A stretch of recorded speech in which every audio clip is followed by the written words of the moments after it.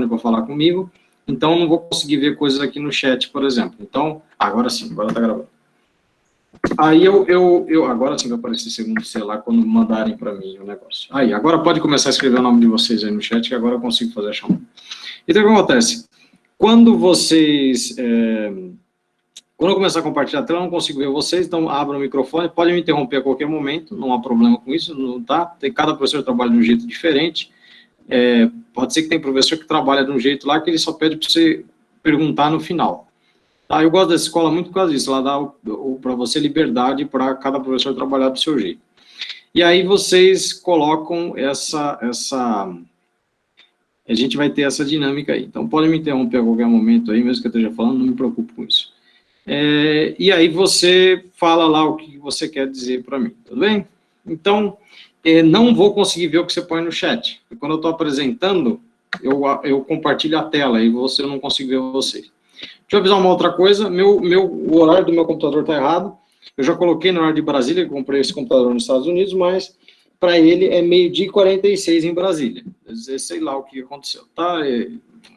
Configuraram esse computador errado, não sei porquê.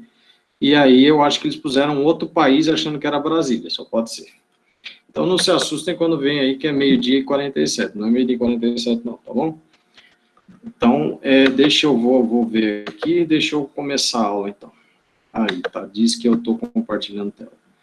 Então deixa eu ver aqui, que eu estava na outra sala, eu estava aqui nesse slide. Beleza. Então não consigo a partir de agora ver o que está acontecendo no chat, tá? Vocês estão vendo uma tela cinza aí na frente de vocês? Sim, sim. Sim, pronto. Beleza, obrigado. Então, eu vou começar a fazer perguntas e aí vocês abrem o microfone e me respondem essas perguntas. É uma retomada para ver se o que eu dei na última aula ficou claro. Até que eu fiz um vídeo curto e quem estava à distância teve um meet que foi ruim pra caramba. Eu acho que envolvia essa turma, era o primeiro ou o segundo C. Que eu cheguei a ficar 20 minutos falando sozinho e tinha caído. Então, em função disso, eu resolvi fazer algumas retomadas, fazendo perguntas para ver se ficou claro. Quem assistiu depois o vídeo, ou quem respondeu as questões, justamente por causa desse problema técnico que a gente teve, que acabou prejudicando bastante a nossa aula. Então, vamos lá, vamos retomar isso aqui. Qual o objetivo da última aula? O que você tem anotado no seu caderno com o objetivo da última aula?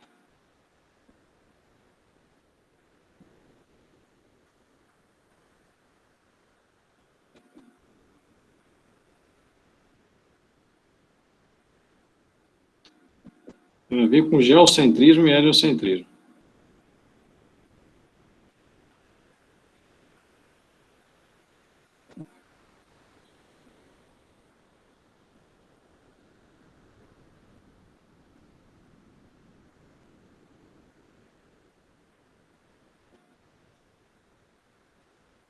Última aula.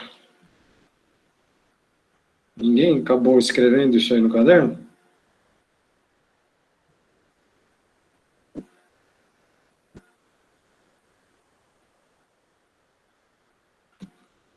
Identificar os fatores que levaram o geocentrismo a dar lugar ao heliocentrismo. Esse era o objetivo da última aula que a gente está continuando hoje, tá? Então, identificar como é que o geocentrismo, que é a ideia de que o centro é o centro, a Terra é o centro do universo, a gente se deslocou para a ideia do heliocentrismo, em que o Sol é o centro do universo. Então, o objetivo da aula era esse, e identificar quais fatores levaram o geocentrismo a dar lugar ao heliocentrismo. Geocentrismo é a Terra no centro do universo, o universo para eles é até Saturno, do nosso sistema atual chamado Sistema Solar. Então, o geocentrismo era isso, o heliocentrismo é quando você coloca o Sol no centro do universo. Então, identificar que fatores levaram a isso. A gente vai ver os fatores agora, que a gente vai relembrar através dessas perguntas. Vamos lá que eu dei a resposta das minhas próximas perguntas. Vamos ver se o pessoal percebeu isso. O que é geocentrismo?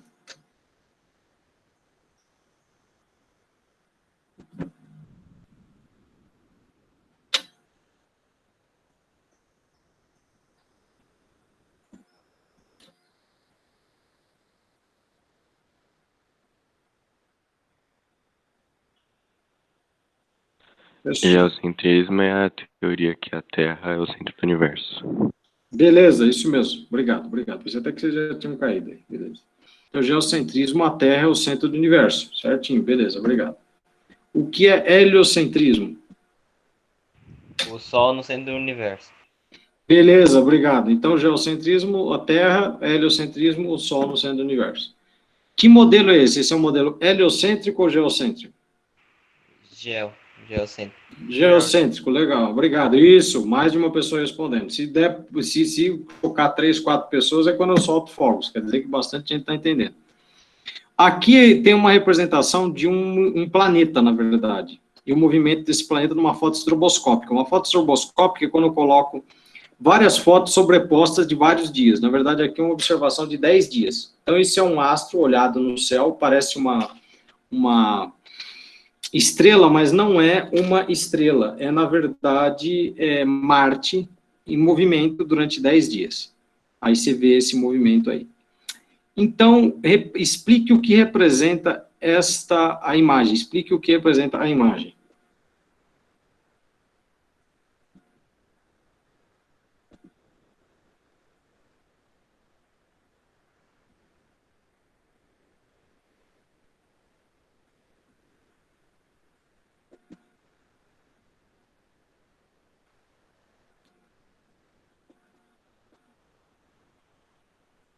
Como é que é o nome desse negócio aí, quando Marte está indo, daqui a pouco ele está voltando aí, que dá essa regredida aí? Como é que chama isso aí? Estou vendo aqui que eu acho que vocês têm um intervalo, né? 9h30, intervalo. 9h30, intervalo. Tá, é isso mesmo. Tá, então isso não ficou claro. Chama laçada. Quando Marte e a Terra está aqui, como é que a gente explica hoje isso? Aqui o meu rosto é o Sol, aqui a Terra, aqui a Marte. Eles estão vindo junto. Chega uma hora que Marte vai atrasando, que a Terra passou, e aí depois Marte vem junto. Aí você vê esse movimento, ele está vindo, aí ele vai atrasando, e aí continua depois. A gente chama isso de laçada. Bom, tinha mais uma pergunta aqui, mas como ninguém explicou, então levanta a mão quem concorda com a explicação, mas aí ninguém explicou. Tá, eu tenho aqui a Terra no meio, e tenho Júpiter, Saturno e Marte sendo apontado ali. Explique os círculos apontados pelas setas.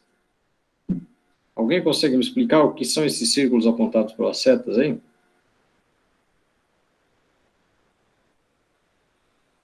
E aí, se quiser escrever no caderno para ler o que está no seu caderno, pode fazer isso também. Os círculos apontados pelas setas.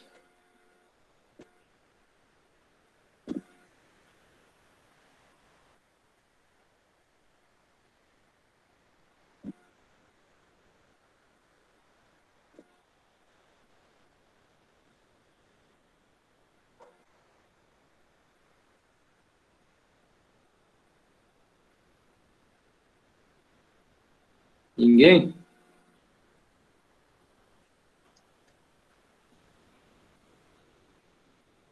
Alguém fez menção de abrir o microfone.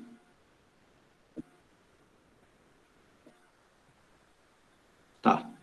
Então, a Terra fica no centro, a Terra estaria ali no centro, e os planetas, quer dizer, como é que eu explico usando o heliocentrismo? Aqui é o meu rosto, aqui está a Terra, aqui está Marte. Você anda junto com isso daqui, e aí uma hora Marte vai ficando para trás e a Terra vai ficando para frente. É assim que você explica no heliocentrismo a laçada. A laçada é explicada no geocentrismo, aliás, pelo Ptolomeu, que é esse modelo que tem do Ptolomeu. As setas mostram o chamado epiciclo, que é quando os planetas giram girando. Quer dizer, quando os planetas giram em torno deles mesmos e giram em torno da Terra. A Terra ficaria no meio e eles girariam aqui em torno da Terra, assim, né? Fazer esse movimento aqui. Então, aqui a Terra, eles giravam, girando, fazendo esse movimento aí, tá? Então, esse chamado gira-girando com a Terra no meio. Então, o modelo do Ptolomeu, isso aí são epiciclos. Então, os ciclos são epiciclos ou esse gira-girando que explicaria essa laçada que é explicada no heliocentrismo de outro modo. Certo? Então, seria o modelo do Ptolomeu aí. Vamos ver aqui. Do que tratava esse livro do Copérnico?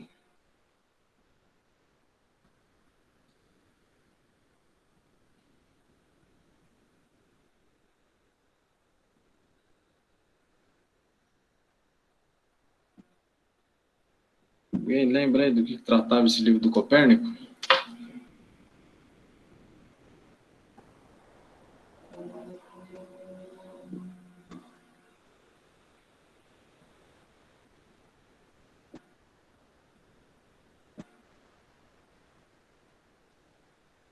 Ninguém? É a ver com geocentrismo e heliocentrismo. Então, vamos diminuir a pergunta aí. O livro do Copérnico falava de geocentrismo ou de heliocentrismo? Heliocentrismo. Beleza, obrigado. Então, é de heliocentrismo, certo? O Nicolau Copérnico defende, faz um modelo heliocêntrico e defende um modelo heliocêntrico. Qual o nome desse modelo? O modelo geocêntrico ou o modelo heliocêntrico? Hélio. Heliocêntrico, obrigado. Bruno defendia que modelo?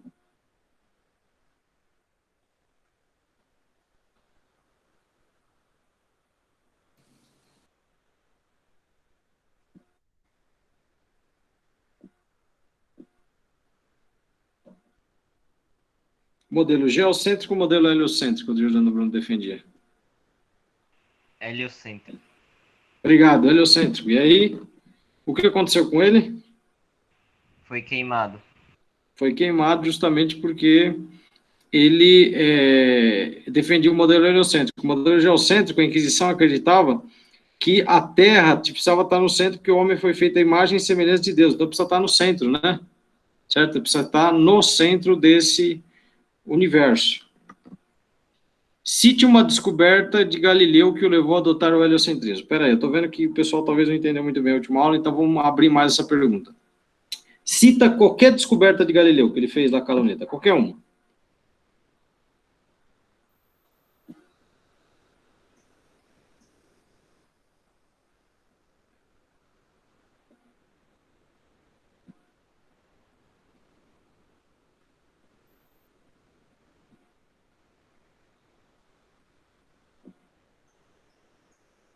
Qualquer descoberta de Galileu. Duas envolvem questão de Lua, e uma alguma coisa envolvendo Vênus. Vê se assim vai.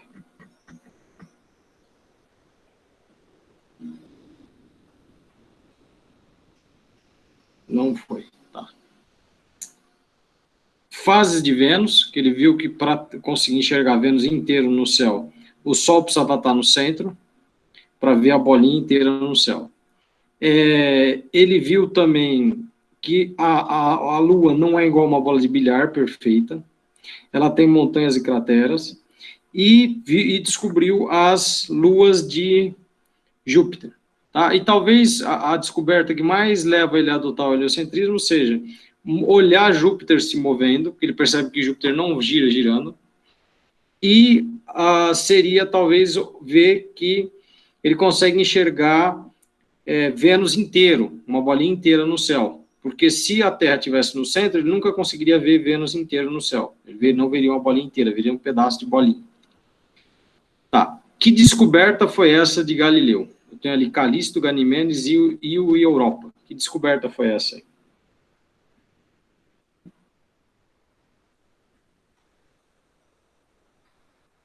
Tá. Então fala para mim que planeta é esse que está no meio aí, ó?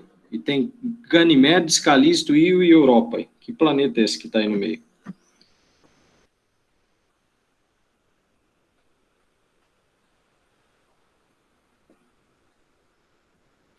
Qual o maior planeta do Sistema Solar? É Júpiter, não é, professor? Júpiter, isso mesmo, obrigado. É Júpiter. Você tem Calisto, Ganimedes, Io e Europa, que são luas de Júpiter. Isso aí não são estrelas, tá? São luas. É quando você olha com uma luneta, parecem estrelinhas, né? Parece 4 estrelinhas, mas não são, são 4 luas. Tá? Então, depende do instrumento que você olha. Se você olhar a olho nu, você olha no céu uma coisa brilhante, no céu, muito brilhante, provavelmente é um planeta, a olho nu. Aí você fala, bom, é uma estrela, não, é um planeta, mas porque você está olhando a olho nu. Agora, quando você quiser olho nu, quer dizer, sem equipamento, tá? Aí, quando eu olho com uma luneta, que é um equipamento um pouquinho melhor, eu consigo ver do jeito que você está vendo aí na minha foto. Aí, se eu olho já com um telescópio melhorzinho, eu vejo até como são as luas. Eu olho a cara de Io, a cara de Europa, assim, olho mesmo, assim como eu estou vendo Júpiter, assim, que dá para ver um pouco da superfície, sabe? Eu vejo eles. Então, depende do seu equipamento, como é que você observa as coisas. Aí parece um monte de estrelinha. Bom, se o pessoal já está com dificuldade de responder essa aqui é a mais difícil minha. Então, vamos ver se vai. Em que isso ajuda a defender o heliocentrismo?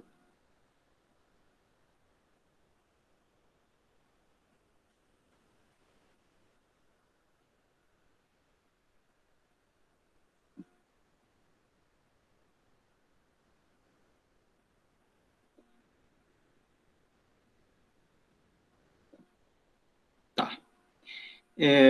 A ideia é de que se eu olho o Júpiter se movendo e não girando em volta dele mesmo, então ele deve fazer como modelo do Copérnico. Ele deve andar em volta do Sol. Outra coisa que me ajuda é como ele tem uma massa maior e as luas são menores, você teria o Sol com massa maior e os planetinhas virando em volta. Seria uma outra possibilidade de interpretar isso. Agora vamos aqui. Esse desenho representa o quê? Isso é um astro, tá? É um desenho do Galileu. Esse desenho representa o quê?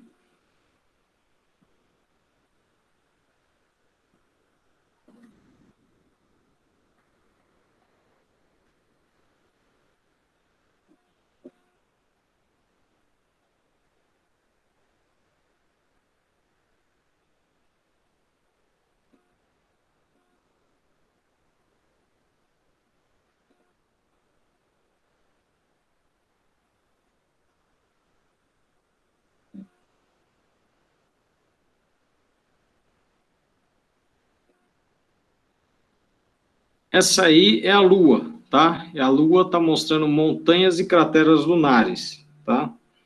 O silêncio de vocês está me incomodando um pouco no seguinte sentido. Deixa eu entender o que está acontecendo. Hipótese 1. Vocês estão com vergonha de responder. É uma possibilidade, tá? Então o pessoal está com vergonha de responder. Hipótese 2. Caiu o meu meeting da última vez, vocês não conseguiram ver isso aí. E aí não entraram depois para ver o vídeo que eu gravei. E aí, por isso que não estão conseguindo responder. Tá? Qual dessas hipóteses está certa? 1. A hipótese 1, tá. Vergonha, pessoal. Tá bom? Obrigado pela resposta. Mais alguém discorda dele? Porque se o pessoal está com vergonha, não vai. Então, parece que é isso. Tá? O pessoal está com vergonha de responder. Então, tá bom. Então, que descoberta é essa de Galileu? O Sol está no meio, Vênus está ali e a Terra está aqui. O que é descoberta? Que descoberta é essa do Galileu aí? Nós temos isso também na nossa Lua. A Lua tem esse negócio que ele percebe aí em Vênus. O que é isso aí? Você deve ter isso anotado no seu caderno aí.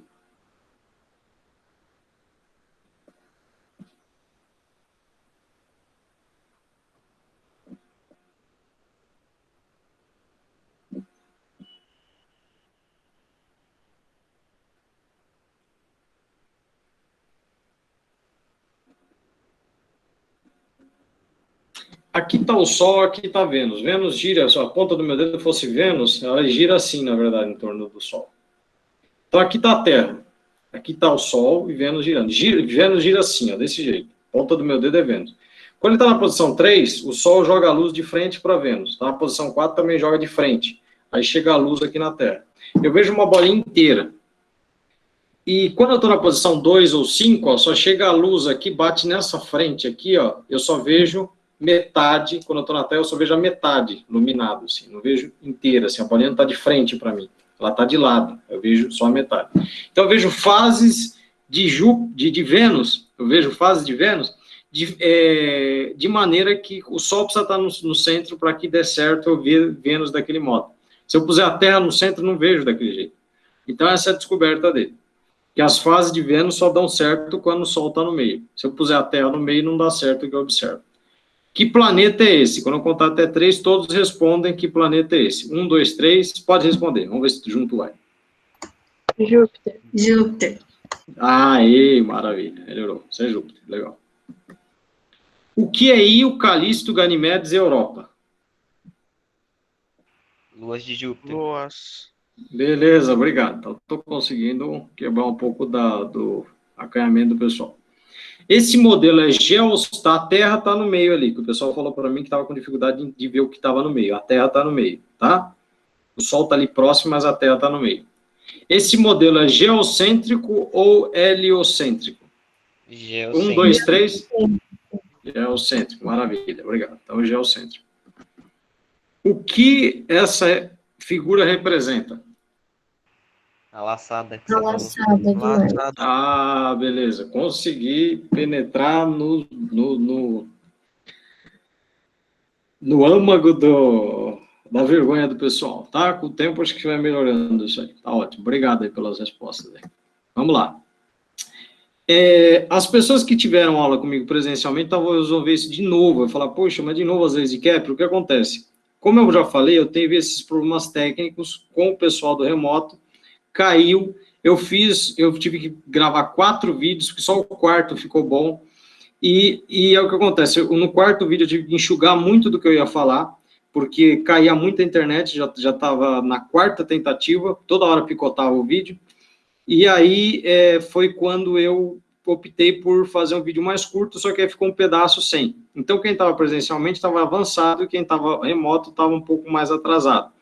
E aí eu vou corrigir isso hoje, vou manter os dois juntos. Então, eu peço desculpas a quem estava presencialmente, talvez vai ver essa aula de novo, que são as leis de Kepler, só que eu pus até mais resumido aqui. Agora, o bom é que você consegue ver 2 vezes a mesma coisa, talvez que não tenha ficado claro uma outra vez, fique agora. Até porque eu também sou assim, eu vejo, às vezes, muitas vezes a mesma coisa, porque eu gosto de ter aquilo bem claro na minha cabeça. Então, não me importa em ver várias vezes a mesma coisa, porque isso acaba deixando as coisas mais claras na nossa cabeça, tá? Isso, inclusive, é o que diz as teorias de educação. Quando você mostra várias vezes a mesma coisa para o aluno, as coisas vão ficando claras na cabeça dele. Então, o Tycho Brahe era dono do melhor observatório astronômico do mundo. Só a NASA vai quebrar o modelo que ele tinha lá na ilha de Haven, na Dinamarca. Essa história que eu estou contando, ela está entre 1600 e 1700. Está numa escala de tempo mais ou menos entre 1600 e 1700. Porque mais ou menos esses 2 homens que eu vou contar a história, que é o Tycho Brahe e o Kepler, vivem mais ou menos vivem ou pelo menos influenciam esse século. Então, eles estão aí uns 100 anos depois, mais ou menos, um pouco mais, uns 100 anos depois do Galileu, que vai publicar alguma coisa em 1532, me parece que é o último livro que ele publica. Não, tem um livro dele de 1537 também, que eu já não sei se ele estava vivo, mas há uma publicação dele de 1537, é o último livro dele. Então, você tem mais ou menos 100 anos depois o Galileu, esse rapaz aí que é o Tycho Brahe. Ele ainda é geocentrista. Por que ele tem o melhor observatório astronômico do mundo? Porque ele queria montar mapas astrais. Mapa astral, mapa de astrologia. Como é que é esse negócio de astrologia? É aquele negócio que você lê na internet que fala assim, Júpiter está na casa de Aquário, então, portanto, hoje você terá um dia bom. Marte vai chegar em Câncer, portanto, como Marte vai chegar em Câncer, então, as pessoas que são de Sagitário hoje vão encontrar o amor da vida delas. Esse tipo de coisa é astrologia. Então, isso é um tipo de fé, eu não posso falar contra um tipo de fé, se eu falasse mal de astrologia, seria como falar mal de uma religião, certo? Porque, então, seria antiético da minha parte. Eu digo apenas que há um tipo de religião que existia na época do Tycho Brahe, e que ele ganhava bastante dinheiro com isso, né? Porque ele fazia mapa astral de pessoas nobres. Então, é uma coisa que existe até hoje, vocês sabem do que eu estou falando, e que a gente não estuda na faculdade de física, a gente estuda, na verdade, astronomia. A astrologia é um tipo de fé, como quase que uma religião, como eu digo para vocês, que algumas pessoas acreditam, tudo bem? Inclusive, pessoas até que têm doutorado em física, eu conheço pessoas que têm doutorado em física e acreditam em astrologia, tudo bem? Inclusive, tem professor que acredita até em duende, professor que tem doutorado em física, como eu tenho, e que acredita em duende, né? O professor Marcelo Portoalen, um dos maiores astrônomos que eu conheço no país, professor de uma universidade federal, aqui de São Paulo, inclusive, ele acredita em duende. Então, quer dizer, você vê, as questões de fé, elas são uma coisa que independem de, né, às vezes as pessoas falam, porque você estuda física, então você é um cara ateu. Não, dá, então você tem muita gente de física ou de exatas aí que tem fé, tá? Eu tenho minha religião, muitos deles têm. Eu acho até que é mais raro se achar um ateu entre cientistas do que achar é muito raro achar um ateu, tá? Eu lido muito com cientistas direto, aí eu participo de congressos até internacionais. É muito raro nós encontrarmos um ateu, tá? Eu acho engraçado ter as pessoas acreditarem que a gente que é de ciências é ateu. Eu acho muito raro quando a gente acha um cara que é ateu. Você tem um cara que tem, às vezes, umas fés um pouco complicadas, meio complexas, mas ateu, eu acho raro, é raro hoje em dia, achar esse tipo de pessoa. Bom, então, essa astrologia seria um tipo de fé. E aí ele faz esses mapas astrais de nobres. E aí ele chama o Johannes Kepler, que era o melhor matemático do mundo, para achar os planetas nas posições certas. Só que ele é geocentrista. Então ele acredita que a Terra está no centro do universo. Sendo assim, ele pede para o Kepler calcular desse modo. E o Kepler, como funcionário dele, calcula direitinho. Só que ele morre, de tanto beber vinho. E o Kepler fica no lugar dele. Quando o Kepler fica no lugar dele, ele muda o modelo. Ele muda o modelo para isso que você está vendo aqui, um modelo heliocentrista. Então, lembre-se, nós estamos numa aula que pretende identificar, fazer com que você identifique os fatores que levaram o geocentrismo a dar lugar ao heliocentrismo. Uma delas é o fato do Tycho Brahe ter morrido e deixado o observatório do Kepler na mão dele.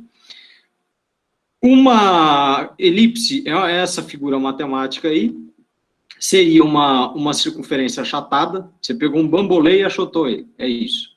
E aí seria essa elipse. O Sol está aqui em um dos focos dela, e os planetas giram em torno dessa elipse, certo? E ali eles só conheciam até Saturno na época do Kepler. Tá? Urano vai ser descoberto por uma mulher, depois chamada Caroline Herschel.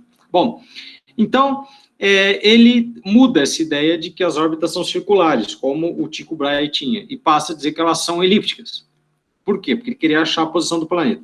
Ele usa métodos mais científicos, ele está mais ligado a métodos científicos, onde ele quer achar o planeta, a posição do planeta. E aí o pessoal interpreta lá, quando Júpiter está na casa de Urano, de Saturno, quando está na casa não sei o que lá, já falei para vocês que eu não conheço de astrologia, eu conheço de astronomia. Então, quando Marte está na casa vamos ver um signo aí, de Virgem, aí as pessoas que são de Aquário vão ter sorte naquele dia. Então, quer dizer, é isso. Ele só acha a posição do planeta e aí o pessoal faz a interpretação. Então, ele vem, através de um método científico, tentar achar a posição do planeta para o pessoal fazer a interpretação. Ele não era do departamento de interpretação.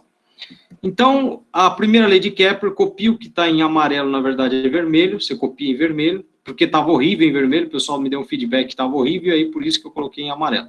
Os planetas descrevem órbitas elípticas com o Sol num dos focos. Então é isso, não é circular, é elíptica, quer dizer, é igual um bambolê achatado a órbita da Terra, como mostra aí. Todos os planetas são assim, tá? O foco, então, essa elipse tem um foco, e a gente coloca o Sol em um desses focos. Para lembrar o pessoal da primeira lei de Kepler, eu faço uma brincadeira. Os planetas não giram Skoll, os planetas giram Oakley. De novo, os planetas não giram Skoll, quer dizer, não gira redondo, né? Não gira aquele símbolo redondo da Skoll. Gira Oakley. O símbolo da Oakley é uma elipse, certo? Então, os planetas não giram Skoll, os planetas giram Oakley. É um jeito de lembrar a primeira lei de Kepler. Pode pôr isso na prova também, não tem problema nenhum, certo? Quer dizer que você, pelo menos, entendeu isso. Melhor você lembrar da Skoll e da Oakley e lembrar da lei do Kepler do que não lembrar de droga nenhuma depois que você acabar a aula de física, né? Então, os planetas descrevem órbitas elípticas com o Sol num dos focos. Então, elipse, certo? Então, elipse. Aí vem, então, a segunda lei dele. A primeira lei é esse. Todo esse esforço para conseguir achar o planeta na posição certa, para o pessoal de astrologia fazer a interpretação. Tudo bem? Acho, isso é uma opinião do Ari ao ler o livro do Kepler, que, inclusive, ele não acreditava em astrologia. Por que, Ari?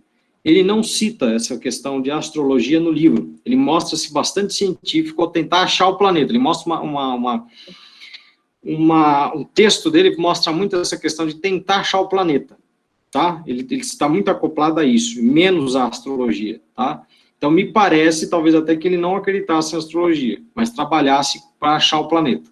Então, a questão mais científica. O que a gente chama hoje de científico, tudo bem? Que algumas religiões aí acreditam serem científicas também, tá? Então, para não, como eu falei para vocês, a minha ideia aqui não é denegrir a religião. A religião é uma coisa importante. na minha opinião, até mais importante que a ciência, já que a religião tem 6.000 anos de existência e a ciência deve ter mais ou menos uns 2.000 anos, né? Então, você vê que as pessoas tomam, às vezes, a decisão muito mais baseada em religião do que em ciência.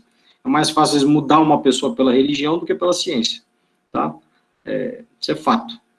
Vamos lá, então a primeira lei de Kepler descreve órbitas elípticas com o Sol num dos focos. A Terra está aí o Sol. Que raio é esse, professor? Que raio de raio é esse?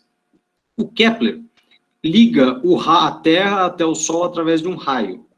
Porque ele é matemático, então ele adora essas coisas de raio, né? E aí ele vai construir uma ideia, que é a seguinte ideia.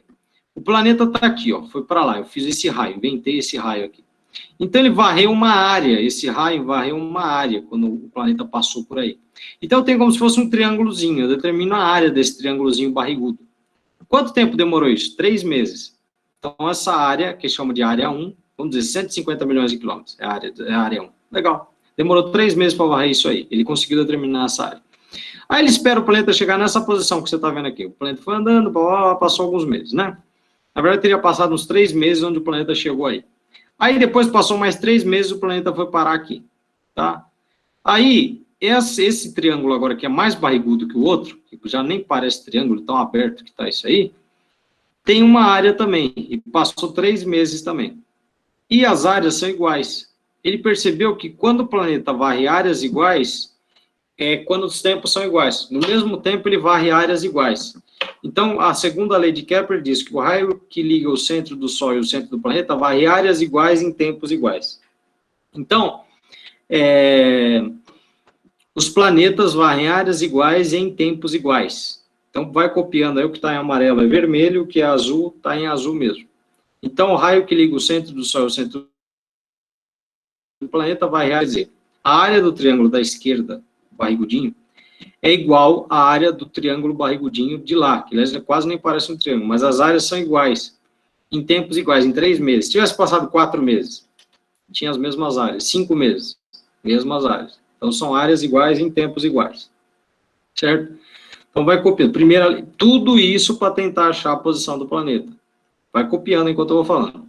Então a área, eu usando às vezes regra de 3 e área e tempo que demora para isso aí varrer essas áreas, eu consigo melhorar onde está a posição do planeta. Isso era fundamental para o pessoal de astrologia. Por quê? Tá, eu não conheço, já falei que não conheço de astrologia, conheço de astronomia. Fala aí, eu não sei porque Urano ficou na cauda no rabo do escorpião, na cauda do escorpião. E aí, aquele dia é melhor você nem levantar da cama, porque para quem é do signo do escorpião vai ser péssimo. Era essa a interpretação. Aí ele tinha que achar se estava ou não estava em cima da cauda, naquele dia, para fazer o mapa astral. Entende a importância desse cara? É essa. Tá? Vamos lá para a terceira lei, mas antes eu preciso falar de um absurdo que está aqui de representação para vocês. Bom, essas são elipses reais. O lado esquerdo aqui, eu tenho um círculo com excentricidade zero, ou seja, ele é um círculo perfeito. Mercúrio, quer dizer, excentricidade quer dizer o quão achatado é alguma coisa. Quando é zero, é nada achatado, assim, um círculo perfeito. Ali, a excentricidade de Mercúrio é 0,26, ou quer dizer, ele é uns 20% achatado, vamos dizer assim, tá? É um jeito de interpretar isso.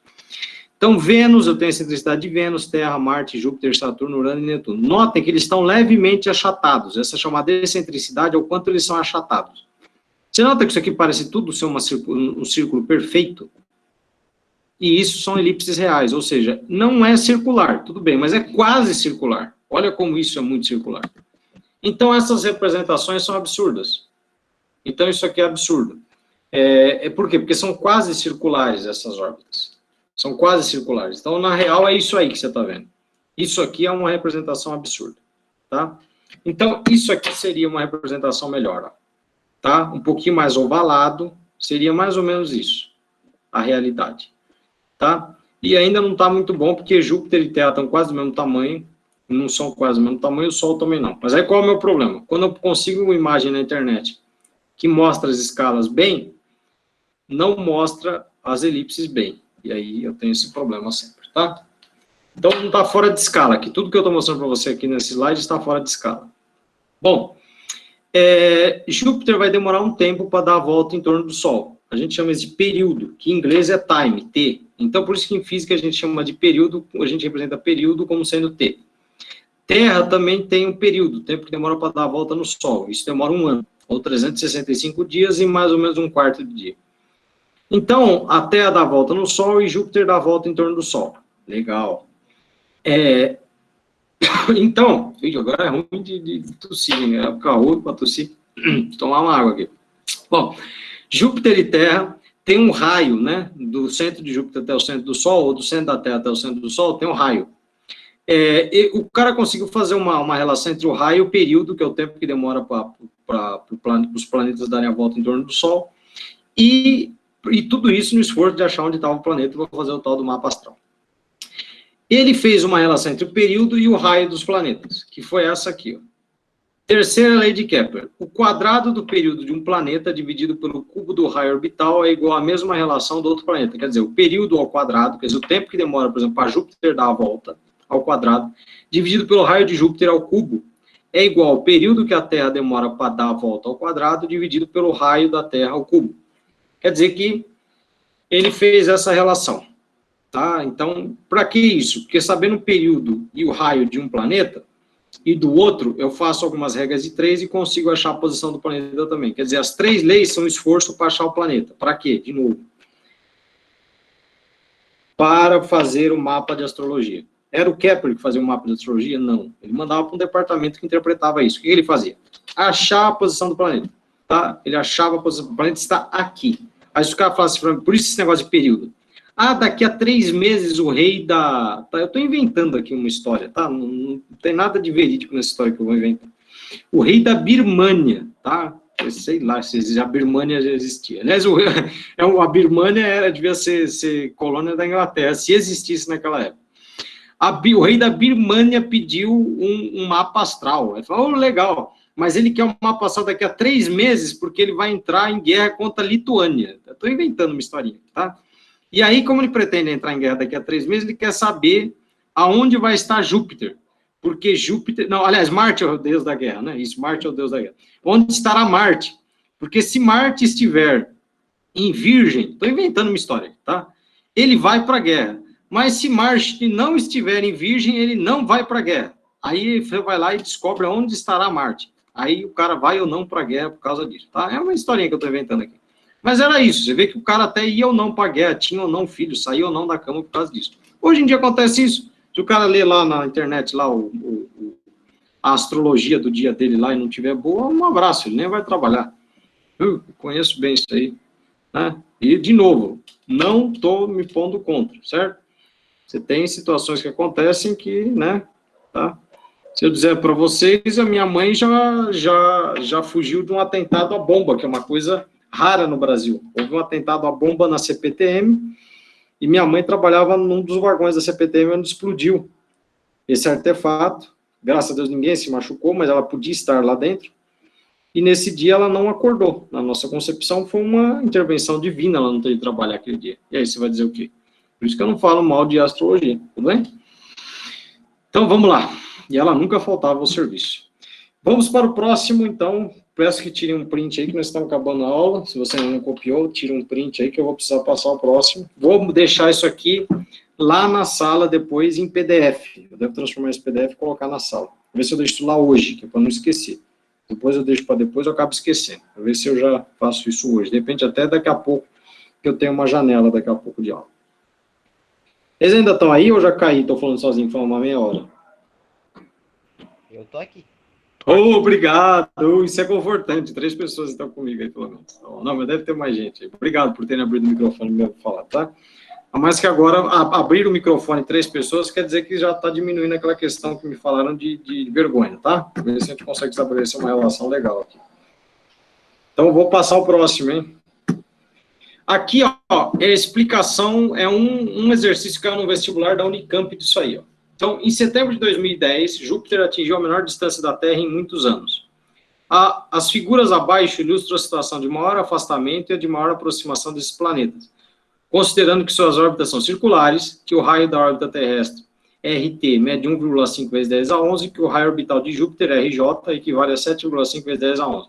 Aí mostra a figura, o maior afastamento, você vê que Júpiter e Terra Então, máximo afastado e o Sol está no meio ali, né?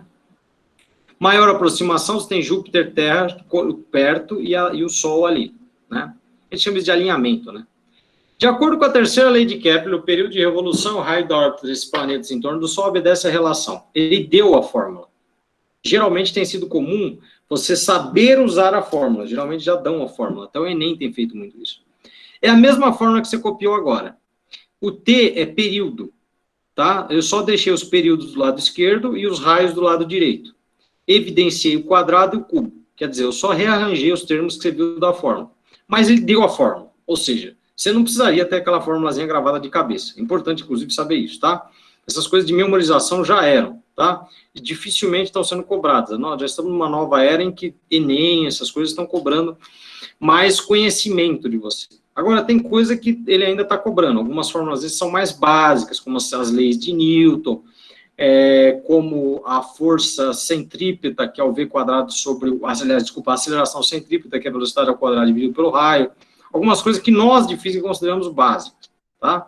Então, ele ainda cobra algumas fórmulas mais básicas, mas você veja que são umas fórmulas em que no máximo tem um quadrado dividido por um raio, que é a mais, né?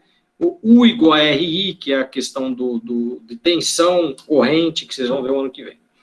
Mas então deu a fórmula, ponto. Em que TJ e TT são os períodos de Júpiter e da Terra, respectivamente. Considerando as órbitas circulares apresentadas na figura acima, o valor de TJ em anos terrestres é aproximadamente mais próximo de. Então, vê bem, eu quero TJ, que é período que Júpiter dá a volta em torno do Sol. Então, eu substituo os valores, ó, só copiei a fórmula, certo? Que está ali em cima. RJ está lá em cima, é o raio de Júpiter. RT está lá em cima também, o raio da Terra. TJ é o período que demora para Júpiter dar a volta, não tem. Mas eu sei que TT, o período da Terra, é 1. Por quê? Porque eu quero, em anos terrestres, o valor disso. Então, ficou TJ, período de Júpiter, 1 é o período da Terra, 7,5 vezes 10 a 11 é o raio de Júpiter, o raio da Terra é 1,5 vezes 10 a 11. 10 a 11 dividido por 10 a 11 dá 1. Ou seja, se eu dividir o número 2 por número 2, dá 1. 3 por 3 dá 1. Então, 10 a 11 dividido por 10 a 11 dá 1 também. Então, eu divido, na verdade, 7,5 por 1,5, que dá 5. Percebe que uma coisa que estava extremamente complexa, 10 a 11, ficou fácil. Por quê? 10 a 11 dividido por 10 a 11 dá 1. É como a gente fala, cortou. 5 ao cubo dá 125. Raiz quadrada de 125 dá quase 12, dá a alternativa C. Então, esse é o modo como caiu uma vez em 2011, foi o último, pelo menos, que eu encontrei, das leis de Kepler aí, num vestibular, tá? E me parece que não caiu mais, eu pelo menos não tenho acompanhado, tá? E aí, alguns exercícios do Enem, semana que vem. É que eu estou acostumado a encontrar vocês só uma vez por semana. Na próxima aula, que eu não sei, não lembro quando eu vou encontrar o segundo C de novo, mas a gente deve ver a interação entre o Sol, a Terra e a Lua. É o que a gente vai ver na próxima aula. Já digo para vocês quando vai acontecer isso. Vai ser na quinta-feira. Na quinta-feira nós nos encontramos de novo, pelo meu horário aqui, isso, meu horário, e nós vamos ver a interação entre o Sol, a Terra e a Lua. Deixa eu stop sharing aqui, deixa eu parar de compartilhar minha tela. Tá, vou parar a gravação aqui, deixa eu voltar para o Meet. Tá. E aí, é isso aí, pessoal. Agora nós temos aí, não esqueçam de colocar o nome de vocês. Nós temos um intervalo agora. Muito obrigado. Até a próxima aula, tá bom? Interromper a